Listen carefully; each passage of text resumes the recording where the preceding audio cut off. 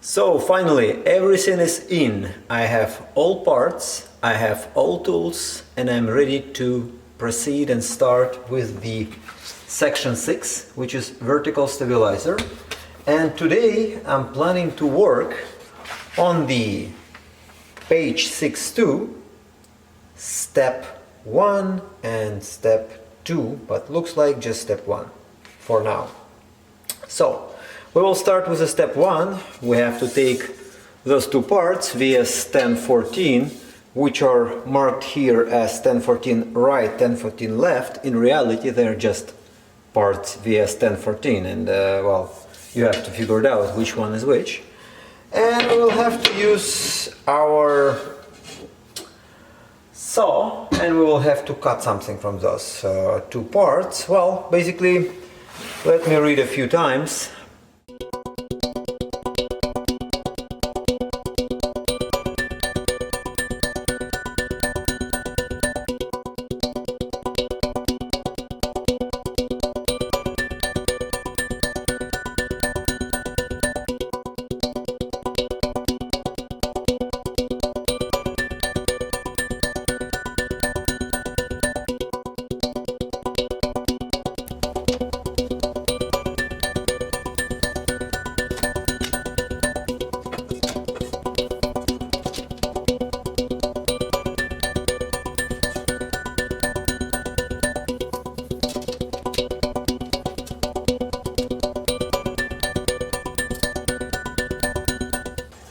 So as I said, we 7 times measured and 1 time will cut. So basically I did my drawing on this part, basically on this longer flange. I trimmed and I drew how they requested for the 16 inches from the one side for the right part and opposite for the left part. And now my idea is just basically pass it through the bandsaw and get part cut. Oh, and by the way, if you're planning to buy a bandsaw, ensure that you replace the actual saw, the blade, with the one for aluminum, because, for example, this Ryobi one comes by default with the saw blade for wood, which obviously will not work on the aluminum. So if you take a look, I can get it one from here. So you see, this is the one for the wood, and it will not work well on the aluminum. So you definitely need the one for the aluminum, like for a metal. Well, let's see what's gonna happen.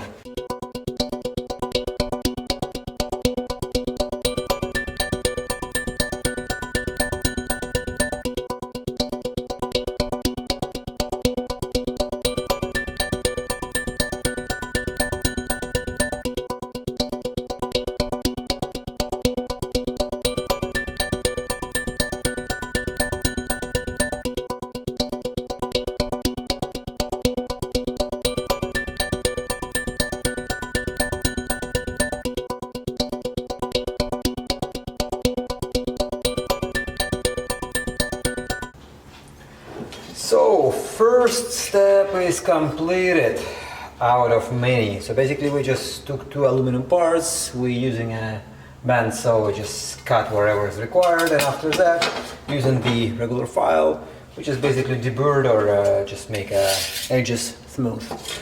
That's it. Now it's time to move to the next step.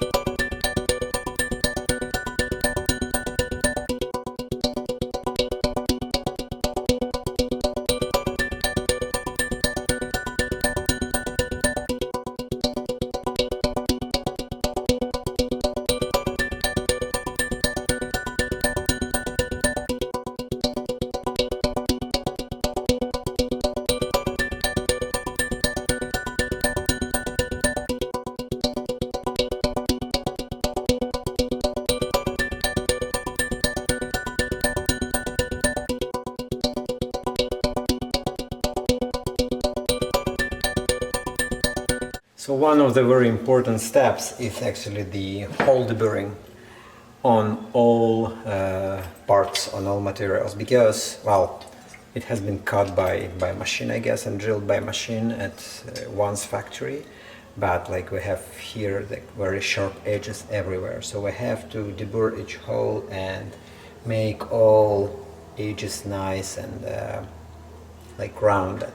That's an important part, and we do that basically for all parts, the parts which we just cut, VS 1014 right and left, as well as for the part VS 103, and also we do that for the part VS 1008.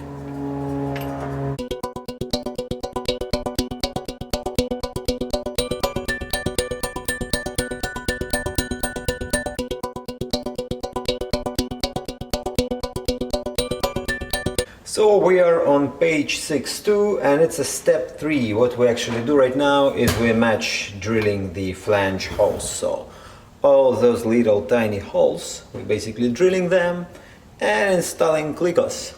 So, well, looks like we're sort of like 50% done, only with this part, only with this step. And well, as soon as it's done, I will move to the next step.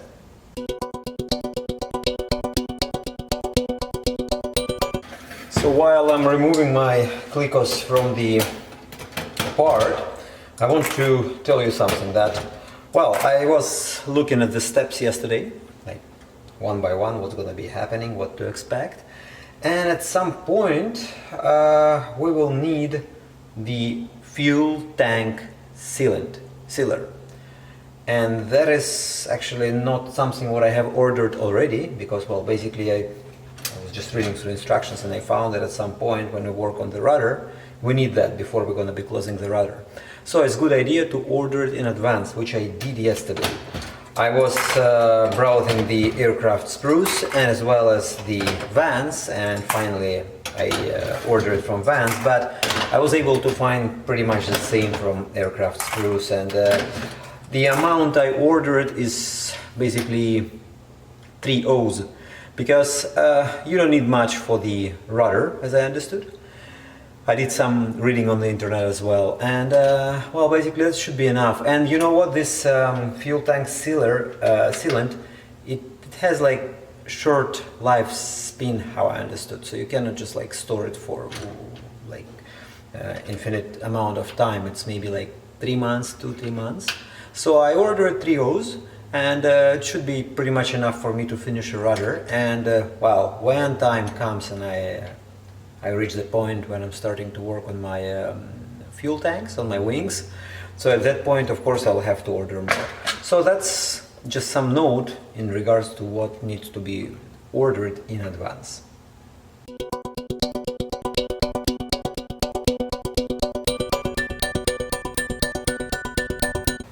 We have a part which actually is starting to look like a part for the airplane.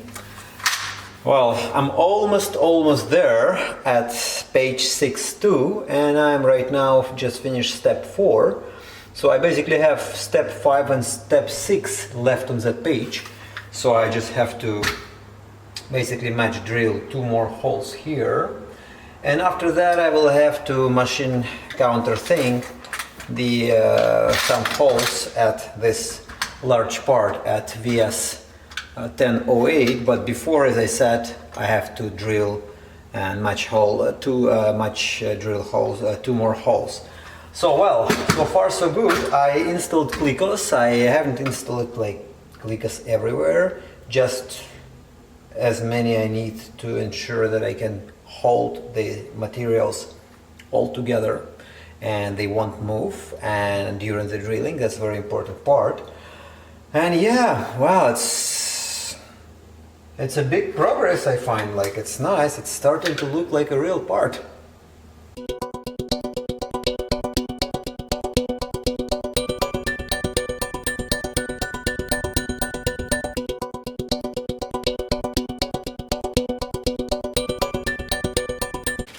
Countersinking of the okay, yeah, machine countersinking of the specific holes is completed now for the size 30, and as you can see, the rivets are going perfectly in and they are flush.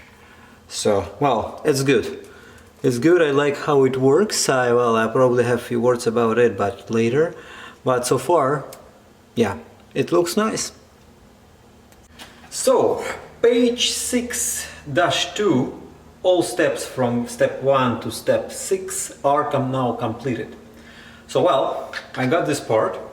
It's all clickered, so everything is held now by clecos. And yeah, it looks like I have my hinges on the other side.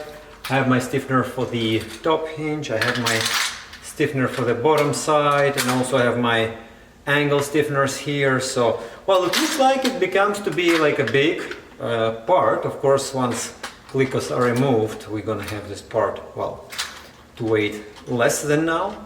But anyway, it looks cool, and so far it's quite a little bit boring with those clecos, and the primary reason for that is, well, you go through the step, it says like cleco this part with that part. Okay, it's done. After that, drill a couple of holes. After that, uncleco and deburr your holes. Again cleco, again uncleco. And it's like, it goes without a stopping, like one. But I understand that the reason for that is not because someone wants you just like to spend really 2,000 or 3,000 hours assembling the airplane, but because it's a technology, and whoever created those manuals, they just provide you with the technology how it has to be assembled to ensure that all holes are ideally and properly drilled and everything. So I totally understand that and I accept that. So it's very good, and I'm happy I'm doing that. It's really cool, by the way. So now, what's going to be my next step? Technically, I have to go to page 6-3, step 1, but before doing that, I would like to say a few words. Like, it's a personal preference, but I prefer to use the air tools. Like, let's say I have my air drill here, right? So, which I use for drilling, holes deburring, like when I need to basically machine and counter thing the hole, and for all purposes.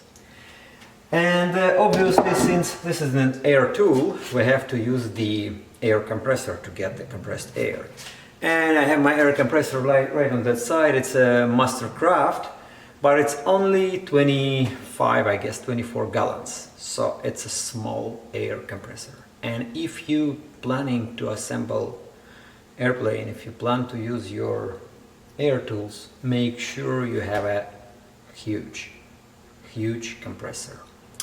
The problem is that, for example, for me, I click 10 times, like I drill 10 holes or 8 holes, and my air compressor goes on.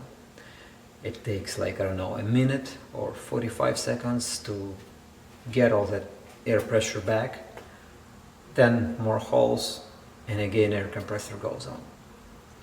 So, well, it's noisy. I mean, I probably will be using some headphones with some music maybe, or didn't decide yet. But another thing what I have is actually I have other old compressor, which is also 24 gallons. It's way old model, and the engine on top of it is actually damaged because it fell onto the asphalt, and well, it's cracked, it's damaged. But the tank itself is good. So my plan is to basically remove that old engine from the old compressor and connect an additional tank and just have double the amount of the air which I can have. So that's probably gonna help me a bit. But I have some concerns here, and my main concern is, well, basically that compressor, which I have, Mastercraft, is designed with specific size of the tank, like 24 or 22 gallons, I guess, and with the engine on top, and that engine is about 2.5 horsepower. I don't know if it's okay to use that engine constantly for twice longer period of time, because technically it has been designed by some engineer, right, who designed this engine, this this amount of power which is needed for this engine, this amount of heat, to basically gain and to pressurize this size of the tank. Now my tank will be twice bigger, So engine will have to work twice longer. I don't know if it's okay or not, but I have to think a little bit, but I'm more positive it's okay, because technically sometimes if you use your power tool non-stop, your engine will your motor engine on the compressor will work non-stop, and it can take a longer time to, as long as you use your air tool, it will still working on and waiting until you stop your air tool to be able to gain and to feed enough pressure inside of the tank, right? So I think that's okay. So that's my next plan before I move to the page 6.3 step 1. I will a little bit rebuild and redo my air compression system here to ensure that I have more air pressure. Another solution may be to put my both compressors to the further corner of this hangar, and maybe to build some sort of the wall or cover with, I don't know, with some soundproofing material inside. It's just loud, it's loud, and I understand that this loud will be for long because we have to do lots of drilling here. Well, I also was thinking to use regular electrical tool for drilling at least of the holes, but it's not that powerful. It's powerful, it can do quite fast, but I don't know, air tool is less heavier, it has higher RPMs. Now I used to air tools, I like to use air tools, and as I said in the beginning, it's a personal preference. Well, aside of that, as you know, the parts which we assemble, the aluminum parts, and aluminum can corrodize, or how's the proper word for that, but if it's on the open air, especially if it's salty air, despite it's aluminum, it's not gonna get rusted, but some chemical processes will happen on the aluminum, and it's not a good idea to leave it as is. I know I read forums and some people saying we don't care, we're gonna keep it just as is. Some other people saying, oh, we're gonna go and prime it. And I read a lot about it, and different opinions, not only on the Vance Air Force forum, but also on different other forums from other airplane builders, from different kits, not only from Vance Aircraft. What people recommend to use as a quick solution, as easy solution, like average medium solution, is this sort of primer or this sort of primer. Well, both are equally the same. This one is less expensive, this one is a little bit more expensive, at least here in Canada. Well, I will try both. I will see what's gonna work, how it works. And well, for primer, the most important part is to properly prepare the surface of the part. If you just put a primer on it, it's not gonna work. You have to properly prepare it. That's different story for different video for later on, but I already have some primer in my stock here, so I won't be in the situation when I need a primer, I don't have it. So once I'm done with required steps here, before final assembly, I will do my primering. Well, see you soon.